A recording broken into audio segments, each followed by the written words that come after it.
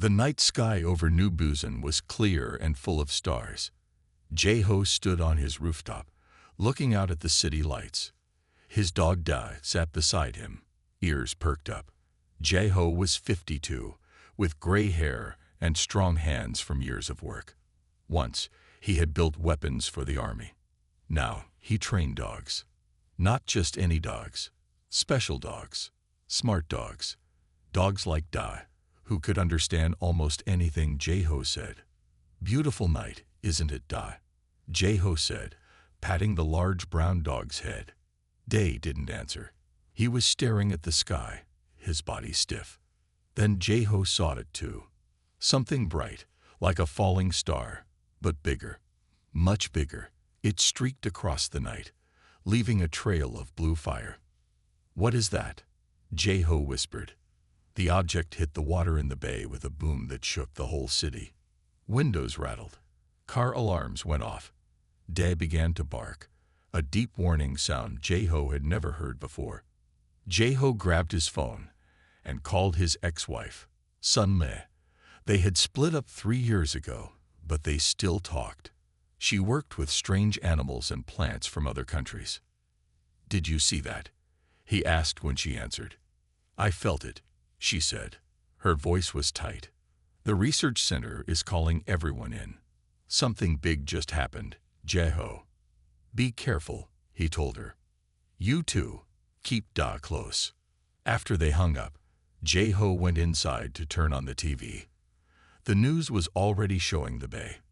The water was glowing blue where the thing had crashed. Police boats circled the spot, their lights flashing red and blue on the dark water. Jae-ho didn't sleep that night. Neither did most of the city. By morning, the blue glow was gone. Jae-ho took Da for their usual walk, but the streets felt different. People looked scared.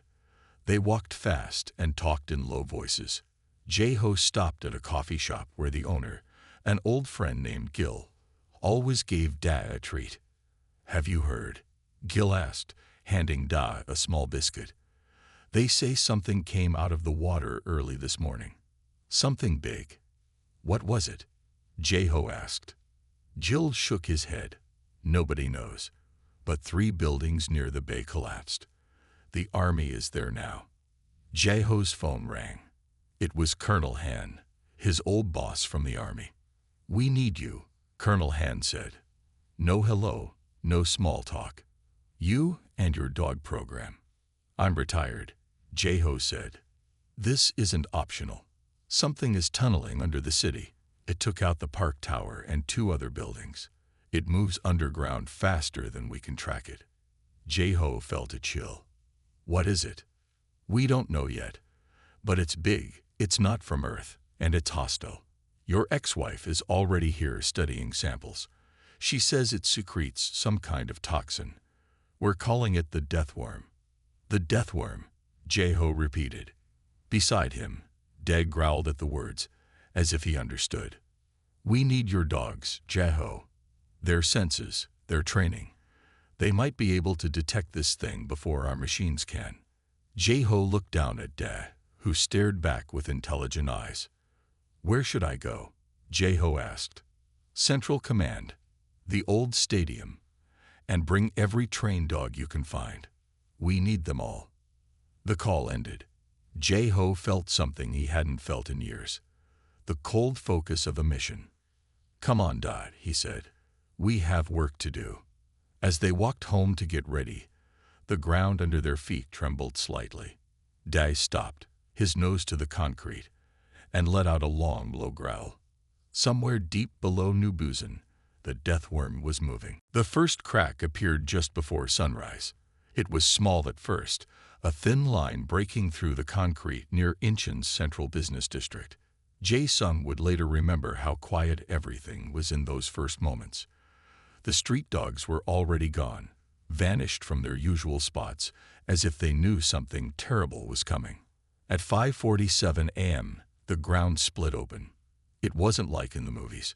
There was no dramatic music, no slow-motion explosion.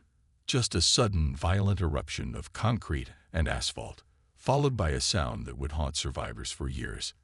It was a grinding, scraping noise, like massive metal teeth chewing through rock and steel. The first death worm burst from underground, and it was nothing like anyone had ever seen before. Imagine a creature as thick as a subway train, covered in metallic plates that shifted and moved like living armor. Its body was not smooth but segmented, with hundreds of razor-sharp appendages that could slice through buildings like paper. Each segment pulsed with an unnatural light, a sickly green that seemed to breathe with its own terrible life. Within minutes, 3 more of these monsters emerged across the city. They moved with purpose, not random destruction. Each worm targeted critical infrastructure, power stations, communication towers, transportation hubs. It was clear this was no accident. This was an invasion. Hyjin was driving her rescue van when the first worm appeared. She saw it consume an entire office building, its mechanical mouth grinding through concrete and steel as if they were made of soft clay. People ran in all directions, their screams barely audible over the crushing sound of destruction. The military response was swift but useless. Tanks rolled in, helicopters buzzed overhead, and soldiers with heavy weapons took positions, but their bullets and missiles did almost nothing. The death worm's armor deflected everything. When a rocket hit one of the creatures, it simply shook off the explosion like a dog might shake off water. One worm targeted the Inchin Bridge, a crucial connection point for the city. Its massive body coiled around the steel structure, crushing support columns as if they were toothpicks. Vehicles fell into the water. People jumped. The bridge, a symbol of the city's strength, collapsed in less than 3 minutes. Jae-sung watched from a nearby rooftop, his veterinary medical bag clutched tightly. He had brought his professional equipment, knowing something extraordinary was happening. Around him, the street dogs that usually roamed the neighborhood were gone. Not running away in panic, but absent, as if they had disappeared with purpose. The city's emergency broadcast system crackled to life, but most communication lines were already dead. The few messages that got through were filled with panic and confusion. Unknown creatures attacking. Massive underground invasion. Military ineffective. By mid-morning, nearly a third of Inchin was destroyed. The death worms moved with a cold, calculated precision that suggested intelligence. They weren't just destroying, they were systematically dismantling the city's ability to resist. And then something strange happened. The street dogs, who had been mysteriously absent, began to reappear. Not in fear, but with a look that seemed almost like preparation. Jae-sung noticed their eyes first. They weren't panicked. They looked ready. "We need more dogs," Jae-ho told Colonel Han. They stood in the makeshift command center at the old stadium. Maps of the city covered the walls, with red marks showing where the death worm had been spotted. Colonel Han frowned. "The regular army dogs are useless. They get too scared when they smell the worm." "Not regular dogs," Jae-ho said. "Street dogs. The ones from my old program." Jae-ho made 3 phone calls. By sunset, his team was complete. Young-ho came first. He was tall and quiet, with a scar across his cheek. His dog Bake was a large German shepherd with serious eyes. Young-ho had been a soldier in special forces before he left to work with dogs. "The death worm," Young-ho said, looking at the maps. "Sounds like something from a bad movie." Bake sniffed at Da, and the 2 dogs seemed to size each other up before relaxing. My-suk arrived next. She was short with round glasses and quick hands. She knew more about how animals think than anyone else Jae-ho had ever met. With her came Sol and Del, 2 border collies with the same special training as Da. They were sisters, one black and one white, and they moved like they shared one mind. "I've been studying the reports," My-suk said. "This worm doesn't move like any animal I know." Last came Ta-1, carrying a large bag of equipment. His dog Nabi was a cream-colored Jindo with a small camera attached to her collar. Tai-1 loved machines and had filled his house with computers. He had worked with Jaho to develop the special training program that made these dogs smarter than normal. I made these, Taiwan said, pulling small devices from his bag. Microphones for the dogs' collars. We can hear whatever they hear. Sun Mi joined them, carrying a thick folder. She looked tired. The worm's toxin affects the nervous system, she explained. One touch and a person can't move for hours. But dogs are not affected. Their bodies process the toxin differently. That's why we need the dogs, Jaho said. They can get close to the worm safely. Colonel Han shook his head. The president wants to use bombs. Big ones. If we don't stop this thing soon, they'll destroy the whole city to kill it. How long do we have? My Suk asked. 5 days, maybe less. The team spent the night planning. Taiwan set up computers to track the dogs. My Suk studied the worm's movement patterns. Young Ho checked weapons and equipment. Sun Led worked on a way to maybe hurt the worm if they found it. Jaho watched the dogs. They were already becoming a pack. Dad was the leader, with Buck as his second. Saul and Dal worked together, always moving in perfect sync. Nabi was the scout, quick and smart and curious. Just before dawn, the alarm sounded. The worm had been spotted near the city center. Time to see what our dogs can do, Jaho said. They loaded into 2 jeeps and headed out. The city was eerily quiet. Many people had left. Those who stayed were hiding in their homes. As they got closer to the city center, they saw the destruction. Buildings leaned at odd angles. The road was cracked open in places, and there was a strange smell in the air, like wet earth and something rotten. The dogs became alert, their ears up and noses working. They had picked up the worm's scent. Remember the plan, Jaho said. We're just watching today, learning how it moves. No risks. Each handler checked their special whistle, the one that could call their dog back from any distance. Then they let the dogs off their leashes. Day led the pack, moving carefully down the broken street. The other dogs spread out behind him, noses to the ground, searching for the creature that had taken their city. The hunt had begun. The dogs moved through the broken streets like shadows. Jaho and the team followed at a safe distance, watching through small screens connected to the cameras on Nabi's collar. The worm has taken half the city now, Colonel Han said through their radios. Be careful. Suddenly, Nabi stopped. She tilted her head, ears moving back and forth. The other dogs froze too. What is it? Taiwan whispered, watching his dog on the screen. My Suk listened through the microphones on the dogs' collars. They hear something we can't. Something high-pitched. On the screen, they watched Nabi move toward a broken building. The other dogs followed.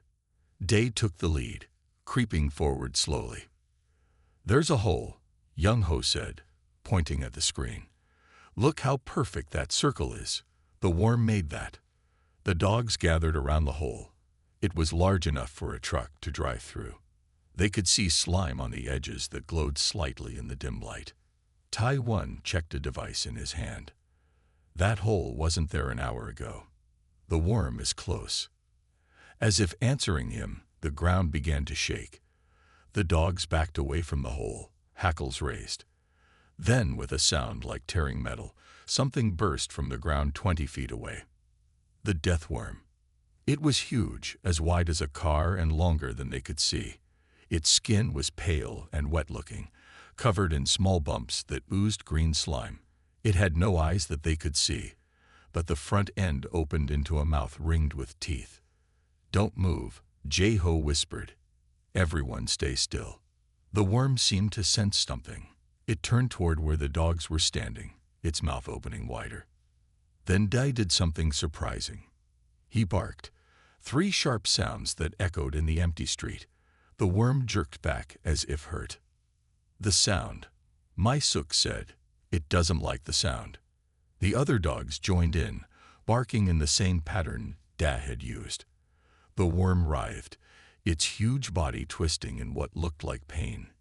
Taiwan was typing quickly on his tablet. I'm recording the frequency of their barks. There's something special about it. The worm began to retreat, sliding back toward the hole it had made. But Day wasn't done. He charged forward, dodging the worm's slow strike, and bit at one of the oozing bumps on its side. The worm made a high whistling noise and moved faster toward the hole. "Call them back," Colonel Han shouted through the radio. Now, J-Ho blew his special whistle. The other handlers did the same.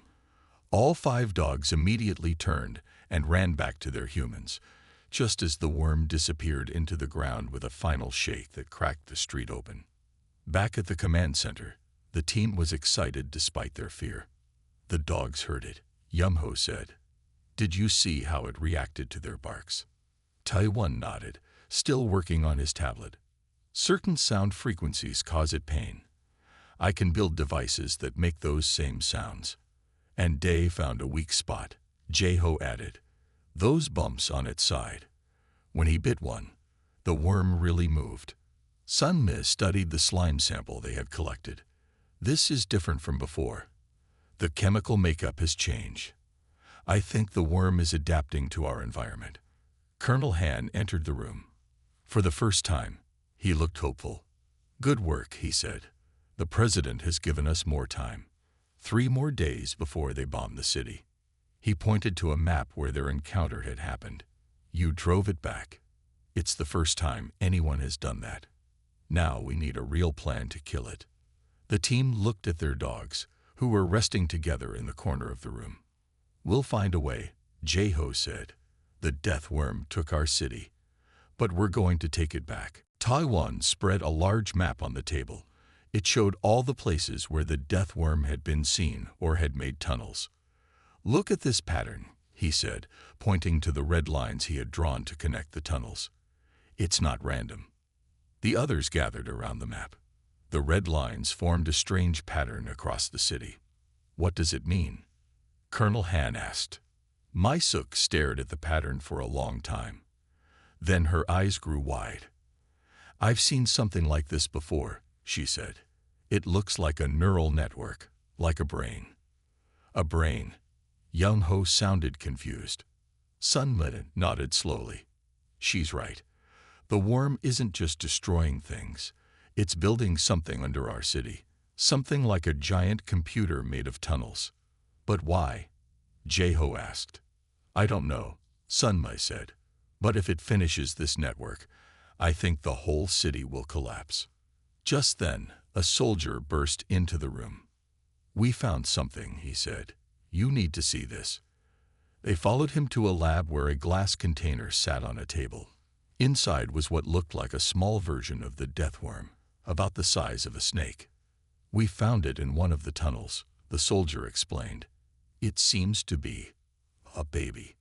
It's making more of itself," Sun Mi whispered. "This isn't just one creature. It's going to be many." J-Ho felt a chill run down his spine. "How many tunnels have we found so far?" 37, Taiwan answered. "And how many of these small worms might there be?" No one answered. They didn't need to. "We need to see these tunnels for ourselves," J-Ho said finally. "The dogs can leave us safely." An hour later, J-Ho, Young-Ho, and their dogs Da and Bake were ready to enter a tunnel near the edge of the city. They wore protective suits and carried special sound devices that Ta-One had made to hurt the worm if needed. "Be careful," Mai Suk told them. "Remember what we learned. The babies might not be affected by sound the same way as the big one." The tunnel was wide and smooth, with walls that seemed almost polished. It sloped gently downward. Da and Bake went first, their noses working to catch any scent of danger. Through their earpieces, they could hear Tae-Won guiding them based on the map. "You should be coming to a junction soon," he said. 3 tunnels will meet." Sure enough, they soon reached a place where 3 tunnels came together in a perfect Y shape. The dogs stopped, both looking down the right tunnel. "They sensed something," Yum-Ho whispered. A soft squishing sound came from the darkness. Then another, and another. "Ta-One," J-Ho said quietly into his radio. "I think we found the babies." Small shapes moved in the darkness. One, then 5, then a dozen.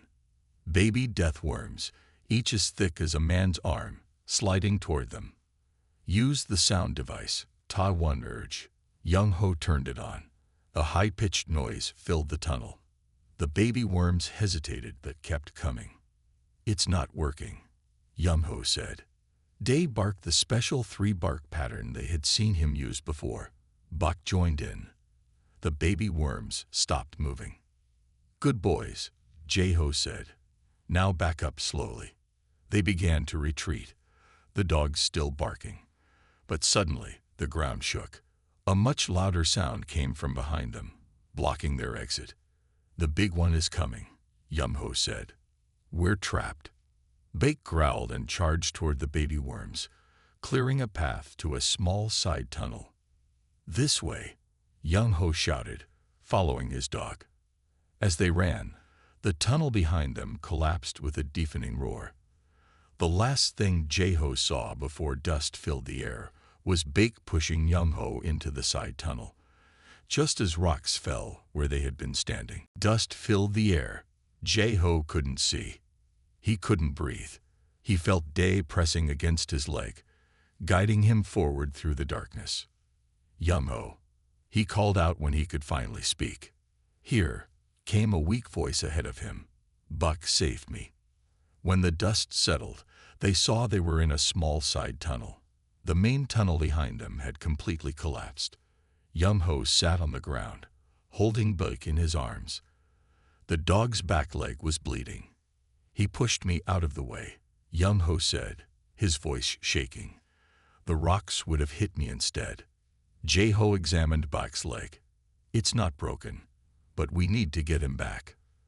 They used their radio to call for help, but there was too much rock between them and the surface. They would have to find another way out. This way, Jae-ho said, pointing deeper into the tunnel. These all connect, according to Ta-1's map. They walked for what felt like hours, Dad leading the way, Young-ho carrying the injured Buck. Finally, they saw light ahead, an exit where the tunnel broke through to the surface. Back at the command center, the mood was dark. Colonel Han had bad news. The president has moved up the deadline, he said. We have only 72 hours before they drop bombs on the city. My-suk bandaged Baek's leg while Sun-mi paced the room. There has to be a way to kill this thing, Sun-mi said. Everything has a weakness. She stopped suddenly. Wait. In my lab, I was running tests on the worm's skin. It needs to stay wet. It dries out and cracks in the air, like an earthworm. So, Colonel Han asked. So we need to draw it out of its tunnels, Sun-mi said. Force it into the open air where it will dry out and become weak. But how? Ta-1 asked. It's too smart to just come out.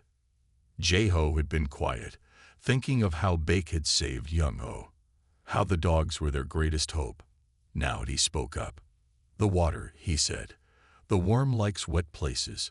What if we use the city's water system to lead it where we want it to go? They gathered around the city map again. Ta-1 pointed to the main water lines. If we break these pipes here and here, he said, marking spots on the map, we can flood this low area. The worm will feel the water and come to it. And then what? Young-ho asked. Then we trap it, Jae-ho said. We lead it to a place where we can hold it in the open air until it weakens. Sun-mi nodded. It might work, but we'll need to know exactly where the worm is at all times to lead it properly. That's where the dogs come in, My-suk said. They can sense the worm before our machines can. They'll be our early warning system. Colonel Han studied the plan. Finally, he nodded. It's the best chance we have. I'll get you the men and equipment you need. They spent the rest of the day preparing. Ta-1 built new sound devices for all the dogs. My-suk trained Sol and Dal to run specific routes through the city. Sun-mi worked on a chemical that might speed up the worm's drying process. Young-ho sat with Baek, who was resting on a blanket. Will he be okay? Jae-ho asked. The doctor says he needs a few days to heal, Young-ho said. But we don't have a few days. Bake lifted his head and licked Yumho's hand, as if to say he was ready to help despite his injury. "We'll all do our part," Jeho said, patting Da's head. "The worm may have taken half our city, but tomorrow we start taking it back." Outside, the sun began to set on a city that was holding its breath, waiting for the battle to come. Morning came with gray clouds. Perfect weather for their plan, Jeho thought. The air was dry, which would help dry out the worm when they trapped it. The team gathered at the central water station. Soldiers helped them carry equipment. Taiwan had made special collars for all the dogs. The collars made the high-pitched sound that hurt the worm.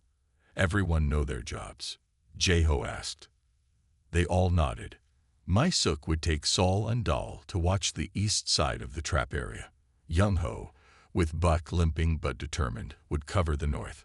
Taiwan and Nabi would monitor from a van filled with computers. Sunmai would be ready with her drying chemical. Jeho and Dai would lead the worm to the trap.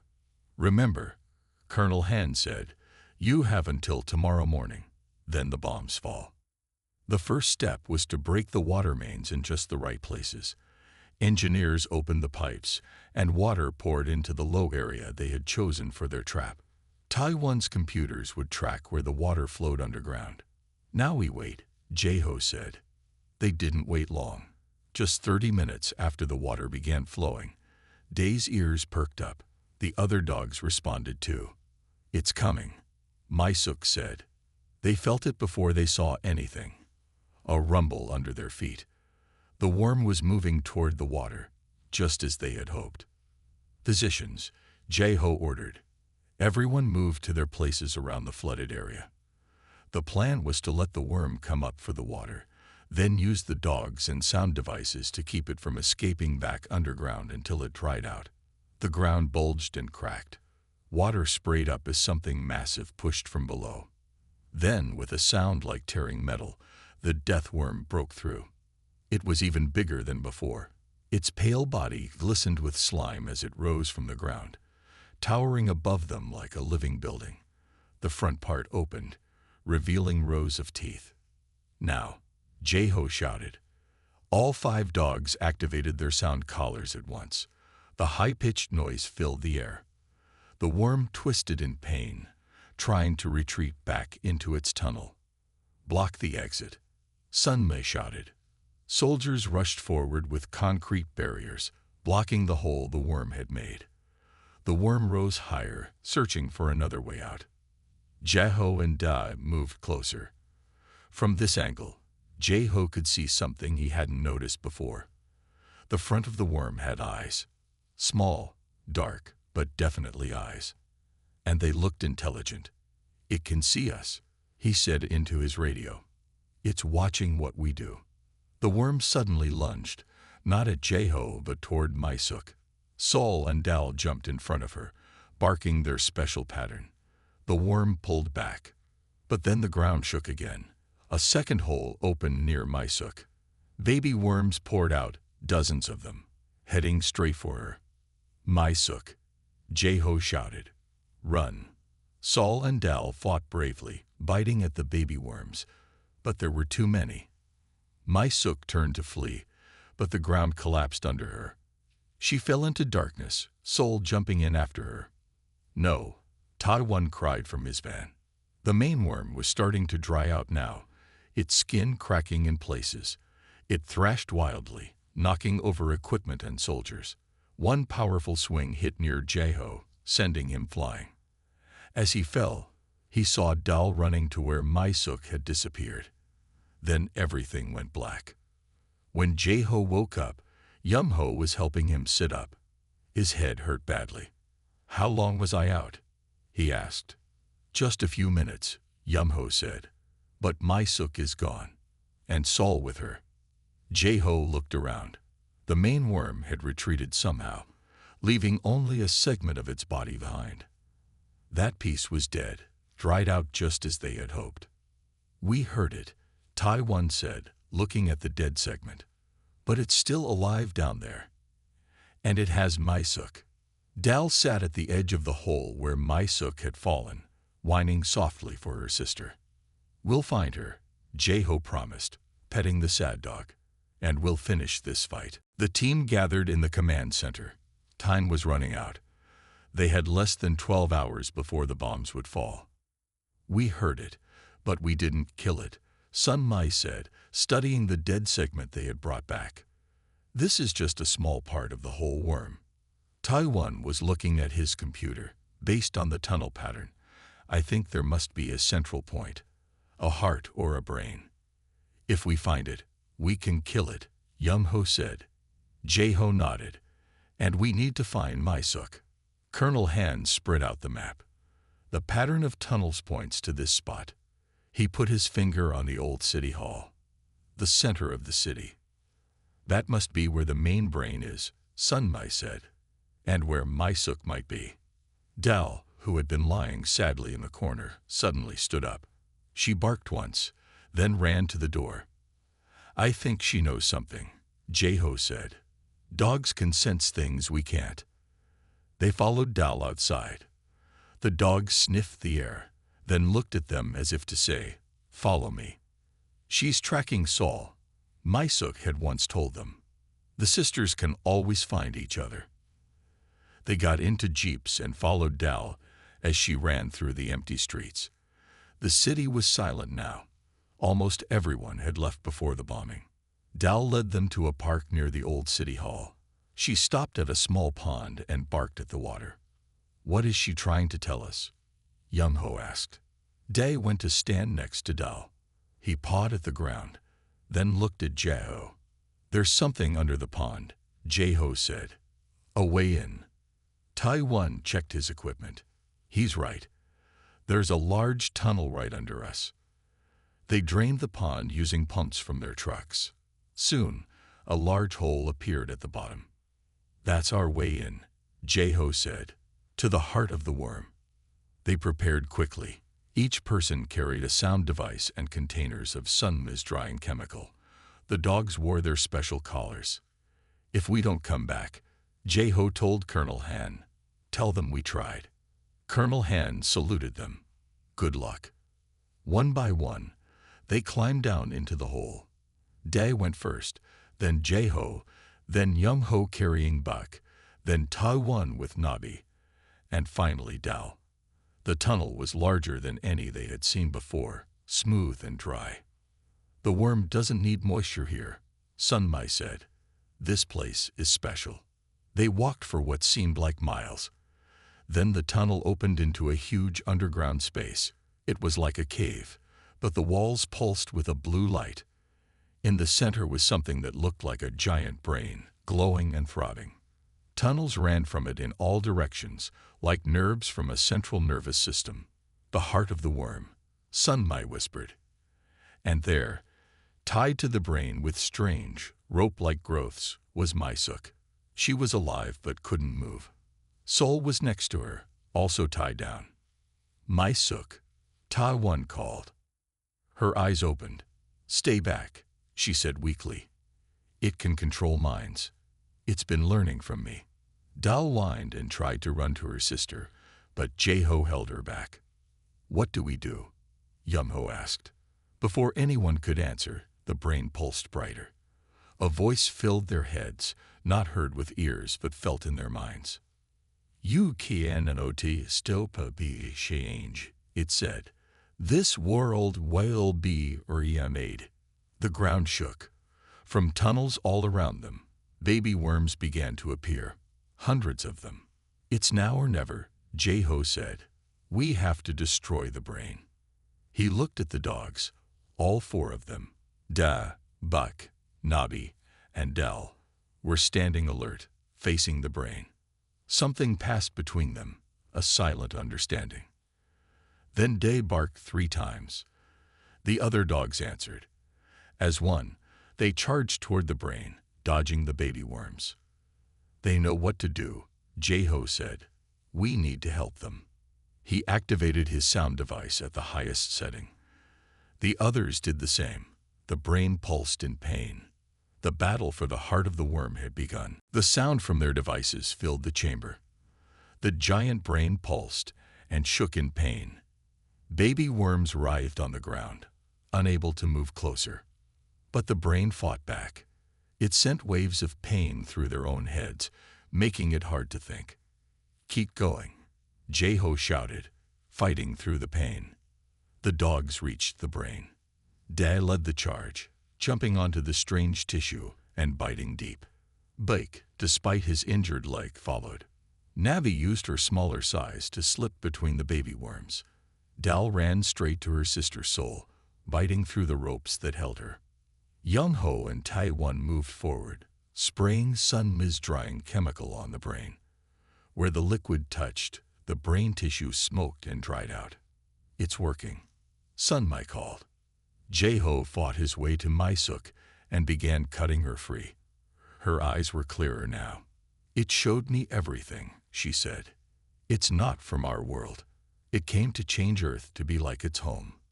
A terrible cry filled their minds. The brain was dying, but it was angry. "The changes will come," it cried in their thoughts. Others will follow to many. The chamber began to shake. Pieces of the ceiling fell around them. "It's going to collapse the tunnels," Todd One shouted. "We need to get out." Jeho lifted Maisuk to her feet. Sol was free now too, weak but alive. The brain gave one final pulse. The baby worms suddenly began to move with new purpose, no longer attacking but digging, making holes in the walls and floor. "They're trying to escape," Sun Mai realized, "to spread across the world." Day jumped down from the dying brain and barked loudly. It wasn't his usual three-bark pattern. It was something new, longer and more complex. The other dogs stopped what they were doing and listened. Then they began to bark too, the same pattern. "What are they doing?" Young Ho asked. Maisuk's eyes widened. "They're calling all the dogs in the city." The ground shook harder. More of the ceiling fell. A hole opened up above them, letting in pale light from the surface. And through that hole came other dogs. Street dogs, pets, police dogs. Dogs of all kinds began pouring into the chamber, answering Da's call. As the team watched in amazement, the dogs formed a ring around the baby worms, trapping them. When a worm tried to dig through the floor, a dog was there to stop it. When one tried to escape up a wall, dogs blocked the way. "They're containing them," Jeho said, "giving us time to finish this." The team sprayed the last of the drying chemical on the brain. It shriveled and turned gray, finally dying with one last mental scream. "We need to get out now," Sun Mai shouted as bigger pieces of ceiling began to fall. The dogs seemed to understand. They formed a path through the crumbling chamber, leading the way to safety. Day stayed by Jeho's side as he helped Maisuk. Young Ho carried Buck, who was too tired to walk more. Taiwan supported Sun Mai, who had been hurt by falling rocks. They climbed through tunnels that were collapsing behind them, always with dogs showing them the way. Dogs they had never seen before, strays and pets alike, all working together. They reached the surface just as the sun was rising. The old city hall collapsed behind them with a roar, burying the remains of the death worm forever. Colonel Han was waiting with trucks and medics. His radio crackled. "The president is on the line," he said, handing the radio to Jeho. "The bombing has been called off." "You did it." Jeho looked at the team, battered but alive. The dogs gathered around them, hundreds of them now, from all across the city. "No," he said, "we didn't do it. They did." He knelt down to pet Da, who stood proud and tall. "The death worm took our city," Jeho said, "but the street dogs took it back."